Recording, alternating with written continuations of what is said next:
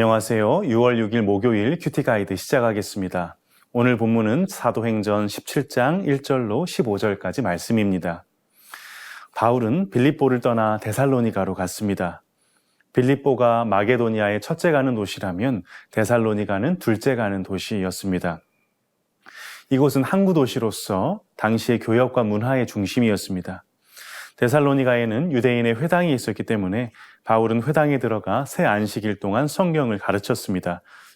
오늘은 바울이 복음을 전할 때 데살로니가와 베레아에서 있었던 일들을 살펴보겠습니다.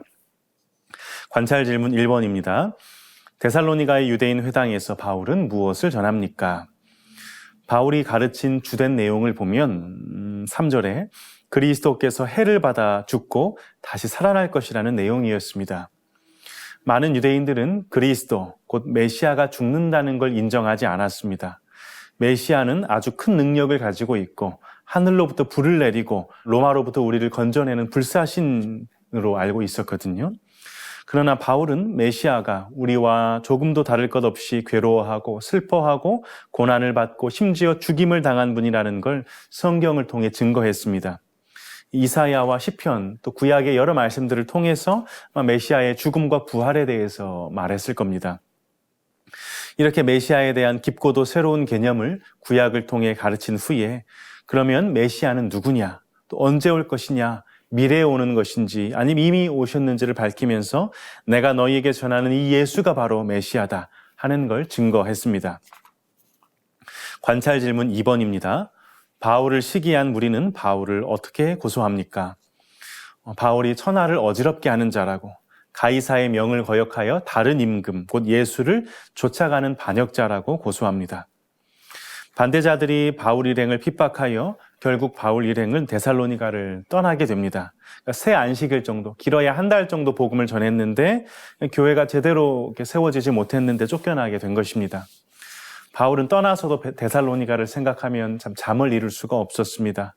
이제 막 이렇게 믿고 나온 자들이 그 믿음을 버리지 않고 믿음 위에 잘 서 나갈 수 있을까 하는 것들을 고민하며 또 걱정하며 또 보낸 편지가 바로 데살로니가 전서입니다. 관찰 질문 3번입니다. 밤에 데살로니가 형제들은 바울을 어디로 보냅니까? 10절에 보면 형제들은 바울과 실라를 베레아로 보냅니다. 베레아는 빌립보와 데살로니가에 비하면 아주 작은 도시였습니다. 바울은 다른 곳과 마찬가지로 베레아에서도 먼저 유대인의 회당에 들어가 말씀을 전했습니다. 연구와 묵상 4번입니다. 똑같은 말씀인데도 반응이 완전히 다른 이유가 무엇인지 묵상해 봅시다. 복음이 선포되면 사람은 둘로 나뉩니다. 복음을 하나님의 말씀으로 알고 받아들이는 부류와 이것을 싫어하고 미워하고 방해하는 부류입니다. 복음은 사람을 나누어 놓는 성격을 가집니다.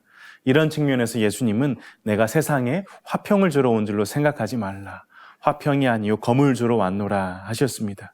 그러니까 중간은 없습니다. 복음이 그런 성격을 가집니다. 마지막 적용 5번입니다. 말씀을 가까이 하는데 필요한 태도는 무엇입니까? 성령 하나님께 말씀을 사모하는 마음을 주시고 말씀대로 살아갈 수 있도록 기도합시다. 베레아인들이 하나님의 말씀을 어떻게 들었는지 잠시 보겠습니다.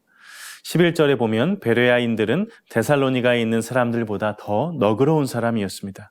그러니까 너그럽다는 이 말은 옛날 성경에는 신사적이다 이렇게 표현이 되어 있거든요.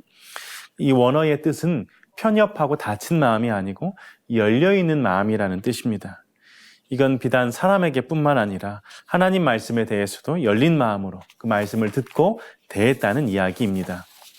베레아인들은 하나님의 말씀을 열린 마음으로 호의를 가지고 들었고 또 간절한 마음으로 받았으며 이것이 그러한가 하여 날마다 상고했습니다. 상고하다는 말은 곰곰이 생각하고 조사하다 이런 뜻이거든요. 그러니까 성경을 깊이 그리고 곰곰이 생각하고 묵상하고 그러한가 하여 들추어보고 날마다 연구하고 기도하며 간절한 마음으로 말씀을 받았습니다. 바울이 분명 구약 성경의 그 구절들을 인용해서 말을 했을 것이기 때문에 설명을 들은 것을 조금 더 확인하고 깊이 깨닫기 위해 인용했던 구절들도 끄집어내어 다시 공부하고 연구하고 봤다는 얘기입니다. 이때는 지금처럼 교회에 성경책이 비치되어 있지도 않았습니다. 인쇄술이 아직 발달하지 못했었던 때이기 때문에 책이 굉장히 소중했던 때거든요. 그럼에도 이 날마다 성경을 상고했다는 이 성의가 얼마나 대단한 일인지 참 모르겠습니다. 저는 이러한 열심과 성의가 오늘 우리에게도 있기를 소원합니다. 그 자리에서 말씀을 듣고 끝내지 마시고 예배에 한번 참석해서 말씀을 들었다는 것에 만족하지 마시고 이것이 정말 그러한가? 하나님의 말씀을 목사님께서 이렇게 해석해 주셨는데 정말 그러한 뜻인가? 다른 데서는 뭐라고 말하고 있을까? 성경들을 또 들추어 보시고 확인해 보시고 그 가운데서 깨달아지는 게 있으면 그렇게 살기 위해서 몸부림치고 그렇게 살 수 있도록 기도하고 그 가운데 예수께서 참 우리를 주님과 함께 빚어주시고 참된 믿음을 더해주시는 일들이 풍성하게 이루어지기를 바랍니다. 하나님의 말씀을 상고함으로 우리의 믿음이 더욱 분명해지고 굳건해져서 하나님의 능력을 우리 삶에서 경험하고 나아가 권능 있는 증인으로 살아내는 저와 여러분 되시기를 간절히 소망합니다.